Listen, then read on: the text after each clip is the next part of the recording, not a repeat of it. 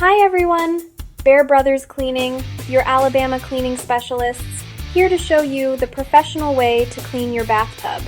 That ring around your tub isn't just soap scum, it's body oils, bacteria, mildew, and years of buildup.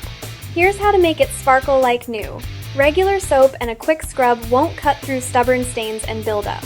You need the right technique and products to remove hard water deposits, soap scum, and mildew safely, without damaging your tub. Here's our professional method. First, wet the entire tub surface. Spray bathroom cleaner generously on all surfaces. Let it sit for 5 to 10 minutes to break down the grime. For tough stains, make a paste with baking soda and water. Scrub in circular motions with a non-abrasive sponge, paying extra attention to the waterline and corners. For stubborn hard water stains, use white vinegar. Rinse thoroughly with hot water, making sure all cleaner is removed. Finally, dry with a microfiber cloth to prevent water spots and keep it shining longer. Look at that shine. Your tub is now spotless and sanitized.